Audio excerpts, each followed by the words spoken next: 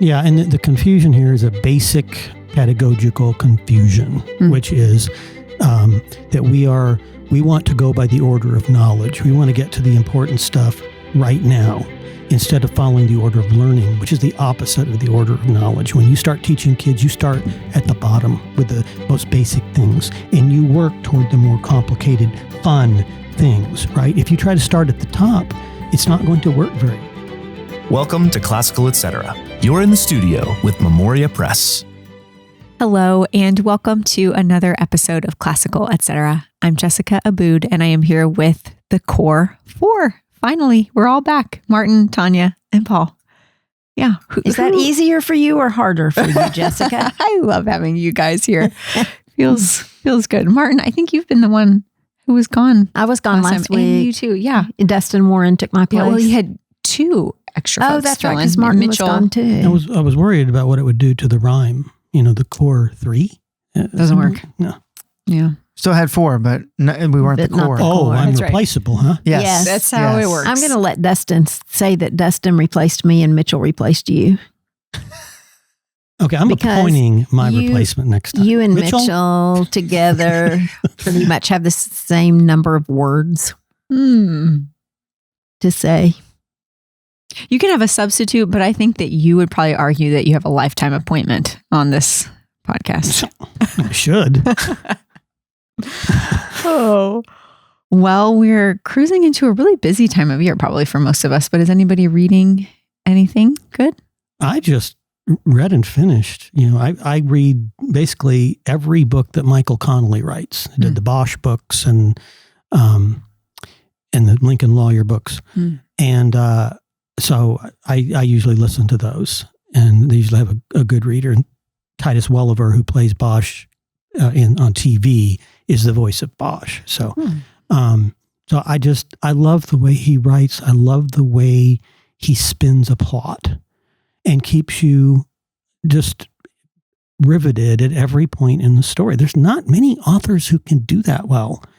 And these are, of course, detective novels, so there is an explicit mystery to solve. I think really every story is kind of a mystery story, really. But detective stories, it's very explicit, and so you're going through the clues, and it's just Michael Connelly's a wonder to me. Nice, and it's a series. Yeah, so He wrote a bunch. Oh yeah, this was the most. So now Renee Ballard, because Bosch is getting old, so he's just called in kind of for help on cases, and in the last few books, it's been the cold case unit in Los Angeles. And so he's being called in for that. Renee Ballard now really is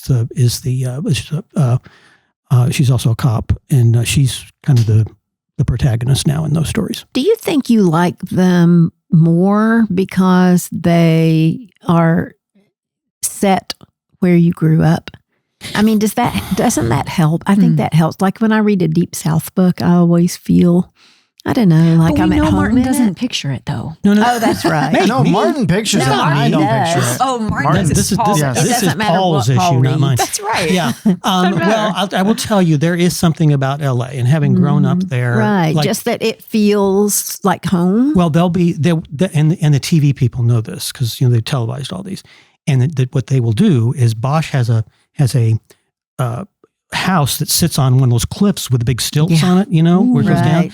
Overlooking LA, and like sort of as the story goes along, there'll be a pause, and the camera will just go to off his deck, and you see all the lights, and you hear the Los Angeles sound. There's a sound to LA, and so they've captured that so well.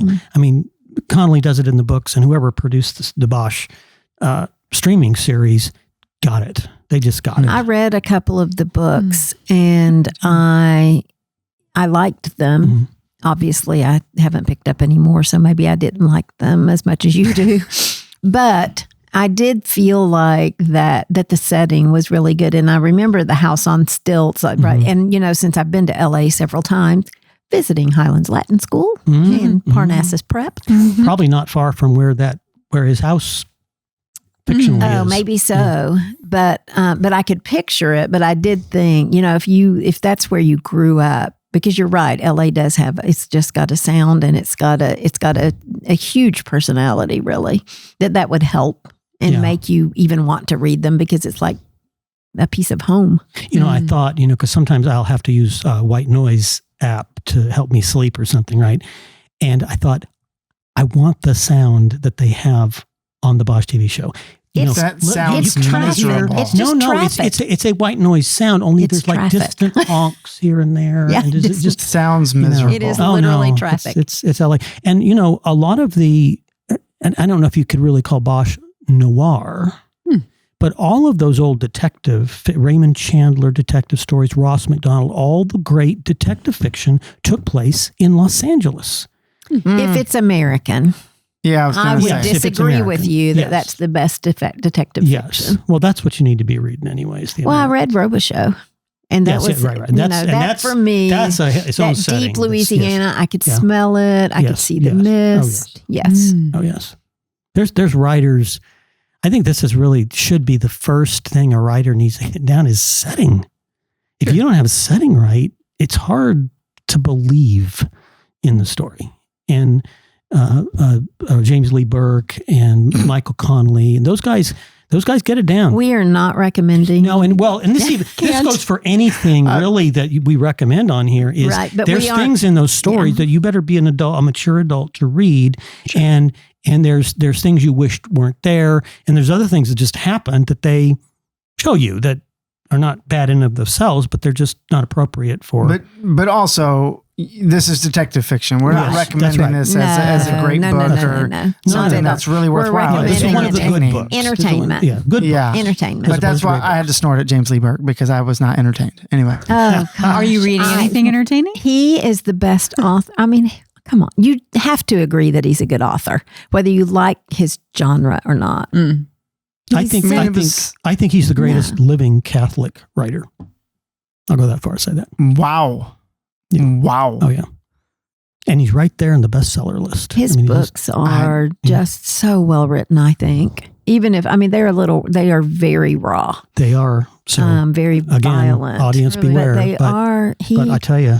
And I guess he's classically educated, because all the allusions in his books are. Do you remember why I threw the book? Why I finally was like, no, I'm not doing this. Do you remember me explaining that to you one time? You weren't in the car with Michelle and... No. No, this was... that was me. Martin had given me this James Lee Burke book, and I was reading it, and it gets to a point where, the description of the gun the criminal was holding and the sun glinting off the gun, and it was all over the top. And it felt hackneyed, and I was just like, nobody writes like Burke.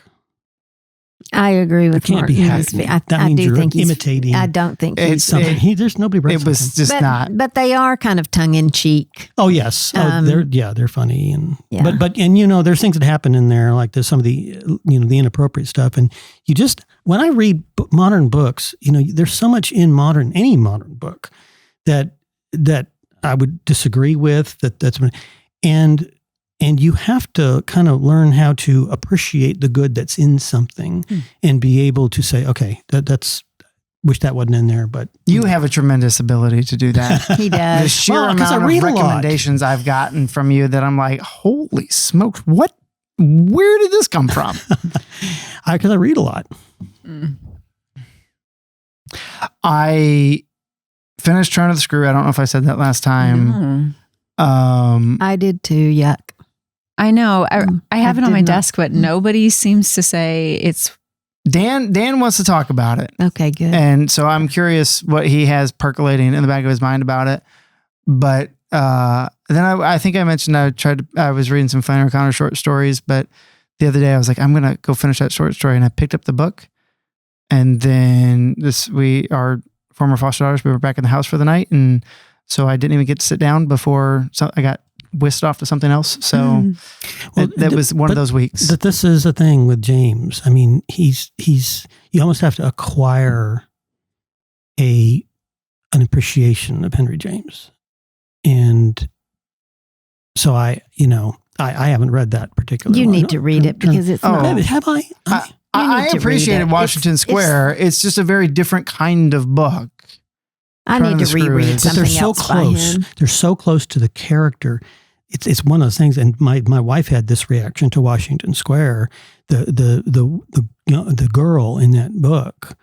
It was such a close portrayal of her, and she felt like she was in some ways like that character, which she's not.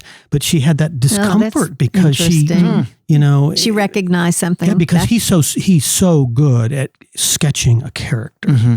He did sketch the characters well.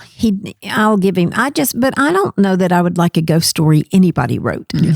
So it's not really for me to read that and judge him on it is not fair. Yeah, I wouldn't judge him on that book. I'm reading Portrait of a Lady. I'm in the middle of it, and I love it. I need to pick that up. Washington Square and Daisy Miller are in our Turn of the Screw book. Yeah, I mean, I say the Turn of the Screw. I mean, I was entranced. I mean, when I started reading it, it was just. For me, it was a page turner. Oh yeah, like I really did think it was a page turner. Yeah, me too. Like, let's get to the last one. Let's just keep turning until we get to the last one. All right, fine. What are you reading, Tanya? I'm reading Barnaby Rudge. Have you ever read Barnaby Rudge? No, that's one of the Dickens, like 4 or 5 Dickens I read. I picked it up in Oxford at that little bookstore, that little Saint Somebody's bookstore that's just a tiny little room. And I thought, in fall, I just get in the mood for Dickens, because it's always kind of dark. It's just Christmas. Well, it's not a Christmas book, but it's just the rainy and cold. Yes, it just feels like fall to me, because it's never really hot and sunny. In Dickens much. But speaking of bookstores, I went so I was in New Orleans for a wedding when Dustin took my place here. And there's beside the cathedral, if you go down this tiny little alley that you would never have seen, there's a little sign that says Faulkner Bookstore. And if you go in, it's literally one room. And then another little, you can go in and there's like another wall of bookcases in like a hall. And Faulkner lived in that house. And he wrote his first book in that house. Oh, and it's nice. Just down this little alley. She only let 6 people in at a time because it's so small. And so I always try to support independent bookstores. So I bought 2 or 3 books. Bought 2 and then went back and bought another one. But then I decided to read Barnaby Rudge. And I just read Julius Caesar. Speaking of bookstores, when I was in Portland, Oregon, I was walking through downtown, taking my life into my hands. And I stumbled on Powell's bookstore. Oh, yeah, that's famous. Oh, that's famous. Powell's is famous. I had no idea I was close by. And I walked in and I was like, what is this little piece of heaven? It's like 3 stories. Did you buy anything? I bought 4 books. Yay! 2 books on agriculture and 2 books on education. Wow. Okay. It felt like their selections were very Portlandian. Oh, really? Which for agriculture, I like that. That's actually what I like to read in agriculture, because very much Wendellberry, back to the land kind of agricultural books. But then the other stuff I was seeing, there's oodles. I could have spent days in there, and I'm sure I would have found treasures. How nice! But I only had it was already getting dark, and I was trying to get back to the hotel before dark. Well, speaking of Dickens, I went and visited my mom in Kansas this last week, and we've been listening to Bleak House on long trips. Oh yeah. Right. So I'm saying it'll take maybe 2 long trips because it's and so this was our 3rd trip, and we get done with the 3rd trip. I said, "Dear, do you realize how much longer we have on this book?" She said, "No." I said, 10 more hours. I've never listened to a Dickens. Oh, I strongly advise this for people because there's so many different accents in there. And it would be hard just reading it to know what those were. You get a really good British reader who knows those accents. He's heard those accents and they do those. And I think it just brings it alive. Yeah. Nice. Well, today we are talking about the classical languages. Do we have any time left? I know. Gotta blaze through it. And each of you have learned them in some capacity and taught them in some capacity. So we're going to talk about learning them and teaching them. Okay. Well, my Latin is on a 5th grade level. So when you say some capacity, that is true. That is true. Some capacity. And did you do a couple sessions of Greek with Mitchell? Oh, I did. And then I quit. There you go. Yeah, I did like 2. I went 2 to 3 classes, maybe 3. And then I quit. I couldn't even learn the alphabet. You could have if you put your mind to it, I'm sure. No, I couldn't write it. But I can't really write it in English. So why would I think I could write it in Greek? You can't write the English alphabet is what you're saying? Not so anybody can read it. But that's accurate. But I just wanted to clarify, make sure that I understood what you were saying. No, I do know it. I can type it. Yeah. Have you seen her handwriting? I have. Well, Martin, I want to start with you. Learning a language is tough. How do you balance when you're teaching a language? How do you balance the fact that learning a language is just rigorous? It's demanding. The memorization is demanding with keeping a student motivated to do it. Well, when you're teaching Latin in a classroom, there's all kinds of ways to motivate people. Mm-hmm. And, so it can be, a translation game of some kind. It can, I never had problems keeping my children interested in what we were doing. And, there's just different teaching devices you can use. I mean, when it's a real straightforward, just grammar situation, you're sitting, I think at one point I had a class of over 20 kids, and we had, sometimes at Islands, they'll have observers come in the room. Well, they're coming in at the most boring time. When I'm doing this one particular drill, I'm thinking maybe I should change it up and do something that will entertain the spectators that are now in the classroom. And I said, no, I'm just going to do this. So sit there and I say, give me the dative, give me the accusative singular of the Latin word for earth. And I look around the room and nobody knows who I'm calling on. And I just look around and I'll say, Patty. And all of them, in that class, every one of those kids would have known the answer, Terra. And it was like the most boring thing in the world. And so apparently one of the parents after they saw this and made a comment to whoever was leading them around, said, that was awesome what we just saw in that classroom. Because they knew that I wasn't calling on one person so that everyone else tuned out. It was, so there's different techniques you use. And that's, in a way, that's kind of a game, right? Mm-hmm. And then you have the explicit games. And we just have, we divide the class into 2, and there's all kinds of ways to do that other than just doing it, right? Mm-hmm. And then, you get into simple sentences, and then, you have to have that kind of apparatus when you haven't gotten to the part that is in fact interesting, which is translation. Mm-hmm. And translation, even simple sentences, they like to do that. It's a little puzzle, right? Kids like puzzles. Yeah, I'd find it though hard because it is the translation to me. Learning the grammar forms, you've got recitation, you've got games, but when you start to translate and you have to parse every single word, it's very tedious. Mm-hmm. It's like doing a long division problem, right? Only harder. And so I think that it's harder at that point to keep their attention and to keep them from feeling like it's a drudge, because it is a drudge. Mm-hmm. I found though, if I just let them take turns going to the board to do it, that helped to get up and not just work.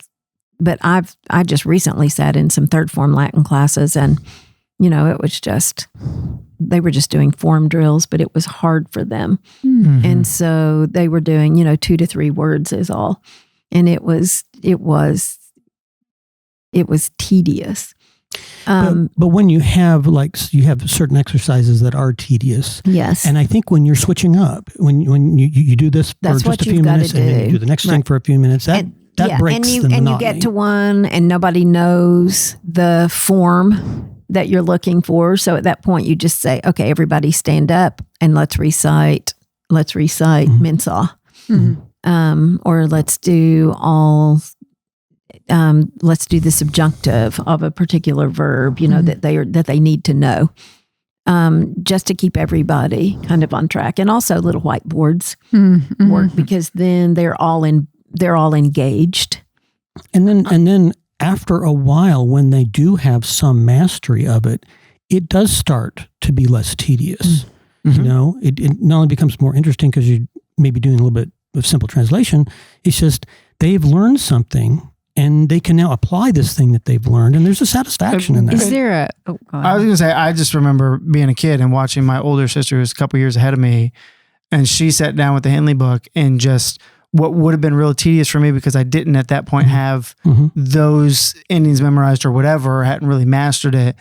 She just could just do it straight out of her head. And I was like, how in the world, right? But it was that couple year gap that really made that stick out to me. It does. And so you've got to get through that. You've got to get beyond that. Yeah. So maybe in third form Latin, which is the beast, maybe at that point, it may seem like drudgery and maybe they aren't as motivated, but you've got to push on.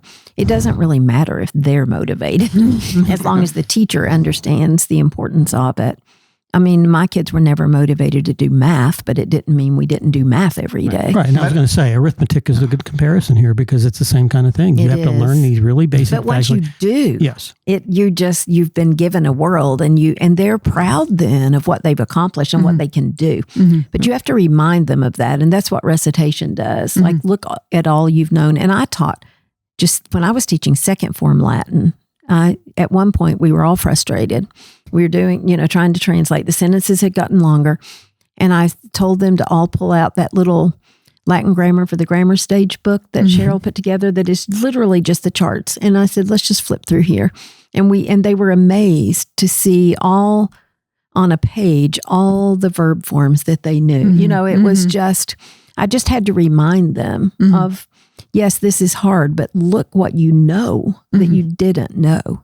I would also say it's important to communicate that this is just something everybody studies and not this is an option of that, like this is an elective sort of thing. Because I was just blown away when I got to 8th grade and went to a different school and realized the other kids hadn't been studying Latin for 4 or 5 years. And I was like, wait, what have all of you been doing? My kids didn't really know that either. And so while it can be drudgery, it at times it takes away from the student's mind, well, I don't have to be doing this. Like that's an additional hurdle if they think that it's an optional thing. And this whole thing of drudgery, one of the things Latin does is help to inure you to hard work. It's hard academic work. And as long as it's not some random thing, if it's something that you know how to solve this. And it's contributory you apply to you the rules, mastering this. Right? So you have the ability to solve this. You got to just go through this. But it's not like you're going to get, unless you have memorized something you were supposed to memorize, you're not going to get stuck. You're going to be able to solve this. Yeah. You get used to solving things with your mind in the same way, as in math, only it's in language. There's an intellect. We are human beings, and we in fact get intellectual satisfaction out of certain things. And I think if you teach it right, that's what they'll get. Is it possible to have an ideal ratio when it comes to balancing just the work that can feel like drudgery with maybe the memorization with the application work, like translation? Well, I think it starts out with a lot of the real basic stuff. And at the very beginning, that's all it is. You got to get a few words under your belt. Right. And then you start working in the translation. And over time, as they go up in the grades, it's more and more translation. And they more and more see where they're going with this. And I also, by the way, tell them, like when I taught out of the Henley book, I would take the hardest translation we could do would be able to do at the end of the course, and I'd show it. I'd say, you will be able to read that by the end of this course. And that's like, oh, that'd be kind of cool. So you constantly keep in front of them where they're going. And I think that gives them a rationale, so they're not asking that question so much, why am I studying Latin? And I think it also depends on the age of the student, right? Like a 4th and 5th grader is fairly content memorizing and spitting that back out. Yes. Mm-hmm. And so the translation work is actually difficult for them because they're not actually inclined to do that just yet. Mm-hmm. Whereas if you start a student in 8th grade, the memory part is harder for them because they're like, I want to get to actually using this. Yeah. And they younger can kids are put less more- impatient Yeah, about that's it. true. Yeah. They can get there faster too, Mm-hmm. because they're developmentally ready to Mm-hmm. There. Yeah. do more. Paul, if someone does say, all these memorizing of charts is really killing my love of learning Latin, you could say there are other methods, maybe immersion. So how do you respond to that? What are the other methods out there? And I've tried it. They don't Okay. work. The issue is not that you could use other methods. It's probably that you're not using the grammar method properly, right? So if you have the sort of over eager desire to say, we just have to sit and memorize this, and then you just ask your student to turn around and write it out, and you haven't done any of this actual recitation where they can see, oh, I can do this, or a little bit of a competition, or you haven't used any of those tools, of course it's going to feel like drudgery. The problem is you do anything else, whether it's immersion, whether it's sort of a half immersion, half grammar approach. If you aren't giving them the tools or the nuts and bolts of the language, they can't build the structure.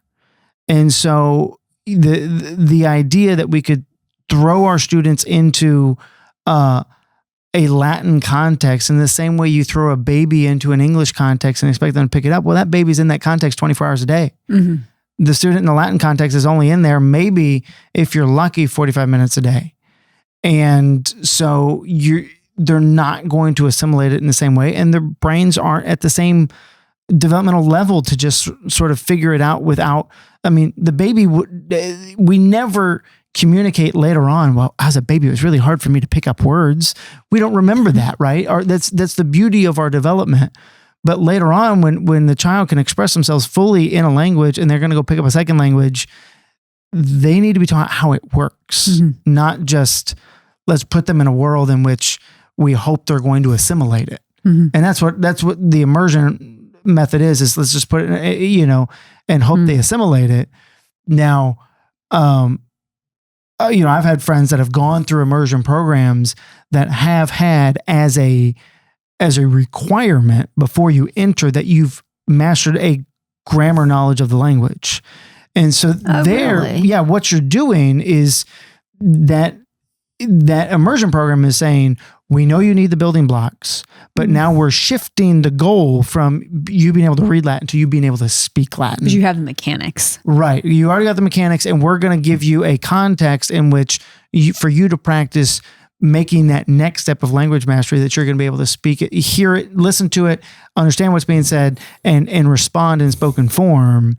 And I think they're very, very wise when they say you need to have a grammar basis before you start here, because you have to have the building blocks. When we correct you, you have to understand why we're correcting you, because you've used the wrong case or you've used the wrong preposition or whatever it is. But that's a different goal than what our first goal is. Our first goal is they need to master the nuts and bolts of a language and the vocabulary such that they can start to read. And for the schools that say, okay, they can read it, now we're going to teach them to speak it because we have this different goal. That's fine. That can be step 2. But you also have to have a very qualified teacher that can speak Latin fluently for that to be worthwhile. And that's not all that's required, really, to do that. If you want to immerse yourself in something, you have to have a pool of that thing to immerse yourself in, right? What is that? It's a community of speakers. Where is the community of speakers outside that class? You have to have that backed up if that's going to be your way of learning it. You know, you're not going to learn the grammar like you would if because you could take just 2 or 3 years of Latin, never learn to speak it, but you got all that grammar knowledge out of it. I don't even think in terms of English grammar anymore, because English is such a non-grammatical language on the surface of it. I think in terms of Latin, and then it helps me make sense of the English. And I wouldn't have gotten that if I had just been trying to speak it all the time, right? So it requires a community of speakers. Well, it's very difficult to find. And that's important because when I was learning Spanish in school, at the boarding school, one of the things was that every Saturday night dinner, we were required to speak in Spanish. Mm-hmm. So we were learning Latin and Greek and Spanish all simultaneously in different classes. But because the goal of Latin and Greek was not spoken, we didn't have dedicated time speaking it. But Spanish we did because the goal was we were going to speak it. But in that Saturday night dinner, there would be at least one fluent Spanish speaker in every table, right? Mm-hmm. So it wasn't just us. And I think that's to Martin's point about the community of people. If you only have one teacher that can do it, you can't actually create that culture. Mm. You need multiple people that are then invested in the whole class that are going to give them opportunities to then speak it. So if I want to speak Latin, I got to have people to speak it to who will understand me. Mm-hmm. But if I just am taught to read Latin first, I can go find things to read. It's not hard to find. It's not nearly as hard to find as the community of people I'm supposed to speak to, right? And this, to me, this is so much like whole language reading instruction. Mm. It's immersion. That's the immersive way to teach reading. Well, we don't do that. Why? Because it doesn't work very well. We learn the phonetic rules to language, and we apply the rules. We apply the rules. But now they've found out that whole language doesn't work, so they've developed this new science of reading, which is another term for phonics. It's never been done. Never been done before. Right. Phonics. Can you describe whole reading? What is that? Whole reading is just like you learn to attack the words. You're not really learning to decode them. Okay. So you're not sounding letter sounds out at all. You just kind of, you're like memorizing. Yeah, you're kind of memorizing the word itself. Word. Mm-hmm. Yeah. Whole word. And they're also taught in that sort of mentality of also just like look at the pictures. So if you look at the picture, generally what's being said. So then that should also bring to mind maybe how that word should be pronounced because you've context. You're learning it like you're learning hieroglyphics. Yes. Well, and it's the same. English is not a picture language. That's right. Right. And so that I just and think neither that's is Latin. And neither is Latin. Right. When my oldest son was maybe 10, I helped a friend of his with Latin one morning because he was really struggling and his mother didn't know any Latin. And it was a different course. It was an immersion course. And it took us all morning long to do a paragraph because he knew nothing. He didn't know. There was no way he could get the correct verb tense. Mm-hmm. If you said a sentence out loud, would he have known it? No. So because he didn't know he couldn't do the verb tense because he didn't know the verb. He didn't know grammatically what the ending of that verb meant. Mm-hmm. He didn't know which noun was the subject because he didn't know how to find the nominative case because he just didn't know anything. He was being immersed into a Latin conversation in a book without knowing. I mean, I was giving him the grammar form. I was basically teaching the grammar in order to do that. It was terrible. I said, I'm not going to help him again unless he does a different Latin course because this is a waste of time. You want to kill the love of Latin? That's a good way to do it. Yeah, Don't give them the tools to decode the thing. Right. Mm-hmm. Yeah, it was, he was just bound to fail. Mm-hmm. I don't understand how that's supposed to work. I think the idea is that you have it's supposed to be more intriguing to the student. Well, of course, it had fun pictures. It was supposed to be a conversation between a Roman man and a girl. And so it should have been. Right. That's always the rhetoric of these types of things. That's the rhetoric of the whole language. Reading strategies. It's more fun. No, it's not. And that's the thing is everybody's trying to avoid the effort and they're choosing options that is going to lead to less success. And if you've ever learned any language, there's just so much effort. Your brain has to have a whole new category. Don't they say that you to really truly know that you know a language, you start thinking in it instead of translating from English to this language, your brain starts thinking in that language, which means you've got to build all those pathways. Yes. It takes a long Yeah, time. there's no shortcutting it. No. It is hard work, but Martin's right. It teaches students not just Latin, but it does teach them a work ethic. That was one of the biggest things that actually struck me in Climbing Parnassus in Tracy Lee Simmons' book. When I read that, he makes a strong point of learning Latin teaches discipline. Yes. And you cannot really master it without mastering discipline. Right. Mm-hmm. And we are prone to want shortcuts. We are. But, you know, our students in the 6th grade then can memorize a 70 stanza poem because they feel like they can. Yeah. And the confusion here is a basic pedagogical confusion, which is that we want to go by the order of knowledge. We want to get to the important stuff right now instead of following the order of learning, which is the opposite of the order of knowledge. When you start teaching kids, you start at the bottom with the most basic things and you work toward the more complicated, fun things, right? If you try to start at the top, it's not going to work very well. That's an opposite thing. You can't confuse those two. Or the most important thing is not the thing to start with. Yep. Translation is the most important thing. That's why it's last. And it can be seen as a reward, the fruits of all your hard work. Oh, absolutely. Mm-hmm. Good discussion, everybody. Did we leave anything out? I We feel like we've been solved talking. all the problems. Per the usual. Yeah, sure. Well, thanks everybody for joining us, and thank you for joining us too. We'll be back next time. Thanks for joining us today on Classical Etc. by Memoria Press. If you like what you heard, please like, subscribe, or share this episode or comment. We love to hear your questions and your comments. If you want to learn more about Memoria Press, please go to memoriapress.com. This has been Classical Etc. We're so glad you joined us, and we'll see you next time.